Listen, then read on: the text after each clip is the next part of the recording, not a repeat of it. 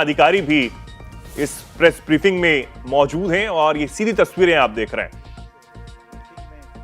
शामिल होने के लिए आप सभी का धन्यवाद। इस ब्रीफिंग में जैसा कि आप सभी जानते हैं होने के लिए आप सभी का अप्रैल 2025 को जैसा कि आप सभी जानते हैं लश्कर तैयबा से संबंधित अप्रैल 2025 पाकिस्तानी और पाकिस्तान लश्कर तैयबा से आतंकवादियों ने भारत में जम्मू और कश्मीर के पहलगाम में आतंकवादी पर्यटकों पर भारत में जम्मू और कश्मीर के पहलगाम में भारतीय भारतीयों और बर्बरतापूर्ण नेपाली 25 भारतीयों और एक नेपाली नागरिक को कायरतापूर्ण मौत के घाट उतार दिया गया। मुंबई के 26 नवंबर 2008 के हमलों के बाद यह भारत में हुई किसी आतंकवादी हमले में मारे गए आम नागरिकों की संख्या की दृष्टि से सबसे गंभीर घटना है। पहलगाम का हमला अत्यधिक बर्बरतापूर्ण था, जिसमें वहां मौजूद लोगों को करीब से और उनके परिवारों के सामने सिर पर गोली मारी गई। हत्या के इस तरीके से परिवार के सदस्यों को जानबूझकर आघात पहुंचाया गया। साथ ही उन्हें यह नसीहत भी दी गई कि वे वापस जाकर इस संदेश को पहुंचा दें। यह हमला स्पष्ट रूप से जम्मू और कश्मीर में बहाल हो रही सामान्य स्थिति को बाधित करने के उद्देश्य से किया गया था। चूंकि पर्यटन फिर से अर्थव्यवस्था का मुख्य आधार बन रहा था, इस हमले का मुख्य उद्देश्य इसे प्रतिकूल रूप से प्रभावित करना था। पिछले वर्ष आप सभी जानते हैं 2.25 करोड़ से अधिक पर्यटक कश्मीर आए थे।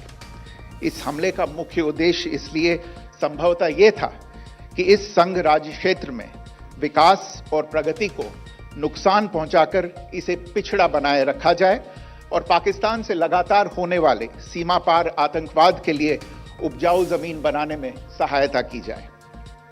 हमले का यह तरीका जम्मू और कश्मीर और शेष राष्ट्र दोनों में सांप्रदायिक दंगे भड़काने के उद्देश्य से भी प्रेरित था।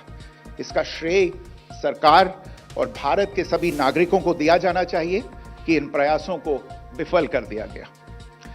एक समूह ने खुद को रेजिस्टेंस फ्रंट टीआरएफ कहते हुए इस हमले की जिम्मेदारी ली है। यह समूह संयुक्त राष्ट्र द्वारा प्रतिबंधित पाकिस्तानी आतंकवादी समूह लश्कर तैयबा से जुड़ा हुआ है। यह उल्लेखनीय है कि भारत ने मई और नवंबर 2024 में संयुक्त राष्ट्र की 1267 कमेटी की सैंक्शंस मॉनिटरिंग टीम को अर्धवार्षिक रिपोर्ट प्रस्तुत की थी, जिसमें टीआरएफ के बारे में साफ इनपुट दिए गए थे। इससे पाकिस्तान स्थित आतंकवादी समूहों के लिए कवर के रूप में टीआरएफ की भूमिका सामने आई थी। इससे पहले भी दिसंबर 2023 में भारत ने इस टीम को लश्कर तैयबा और जैश ए मोहम्मद के बारे में सूचित किया था, जो टीआरएफ जैसे छोटे आतंकवादी समूहों के माध्यम से अपनी गतिविधियों को संचालित कर रहे हैं।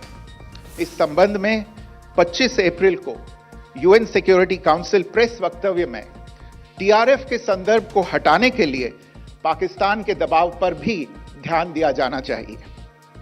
पहलगाम आतंकवादी हमले की जांच से पाकिस्तान के साथ आतंकवादियों के संपर्क उजागर हुए हैं।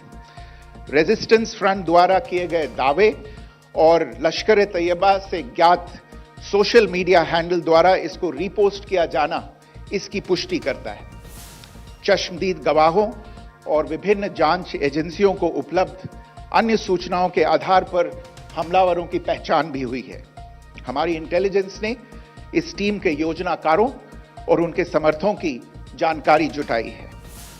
इस हमले की रूपरेखा भारत में सीमा पार आतंकवाद को अंजाम देने के पाकिस्तान के लंबे ट्रैक रिकॉर्ड से भी जुड़ी हुई है, जिसके लिखित और स्पष्ट दस्तावेज उपलब्ध हैं। पाकिस्तान दुनिया भर में आतंकवादियों के लिए एक शरण स्थल के रूप में पहचान बना चुका है। यहां अंतर्राष्ट्रीय स्तर पर प्रतिबंधित आतंकवादी सजा पाने से बचे रहते हैं।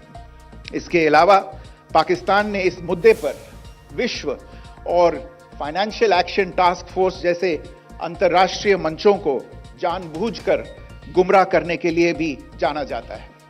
साजिद मीर का मामला, जिसमें इस आतंकवादी को पाकिस्तान ने मृत घोषित कर दिया था और फिर अंतर्राष्ट्रीय दबाव के परिणाम स्वरूप वो जीवित पाया गया, इसका सबसे स्पष्ट उदाहरण है।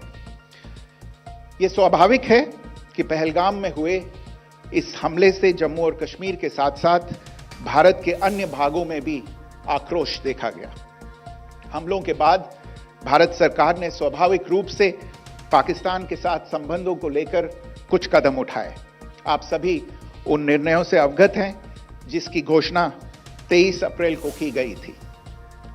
तथापि यह आवश्यक समझा गया कि 22 अप्रैल के हमले के अपराधियों और उनके योजनाकारों को न्याय के कटघरे में लाया जाए।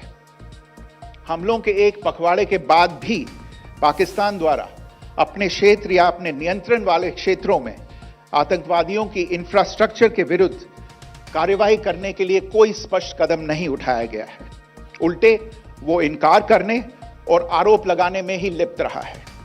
पाकिस्तान आधारित आतंकवादी मॉड्यूल्स पर हमारी खुफिया निगरानी ने संकेत दिया है कि भारत के विरुद्ध आगे भी हमले हो सकते हैं। अतः इनको रोकना और इनसे निपटना दोनों को बेहद आवश्यक समझा गया। आज सुबह, जैसा कि आपको ज्ञात होगा, भारत ने इस तरह के सीमा पार हमलों का जवाब देने और उन्हें रोकने तथा उनका प्रतिरोध करने के अपने अधिकार का प्रयोग किया है।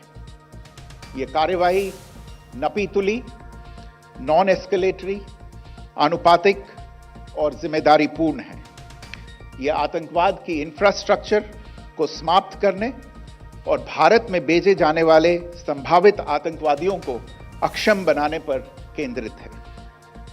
आपको यह भी स्मरण होगा कि 25 अप्रैल 2025 को संयुक्त राष्ट्र सुरक्षा परिषद ने पहलगाम आतंकवादी हमले पर एक प्रेस वक्तव्य जारी किया था, जिसमें आतंकवाद के इस निंदनीय कार्य के अपराधियों, आयोजकों, फाइनेंसरों और प्रायोजकों को जवाबदेह ठहराने और उन्हें न्याय के दायरे में लाने की आवश्यकता पर जोर दिया गया था।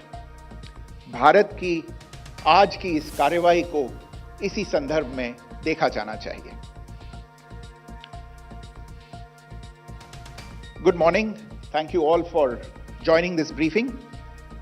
As you are all aware, on April 22, 2025, Pakistani and Pakistan-trained terrorists belonging to the Lashkar-e-Taiba carried out a savage attack on Indian tourists at Pahalgam in Jammu and Kashmir in India. They murdered 26 people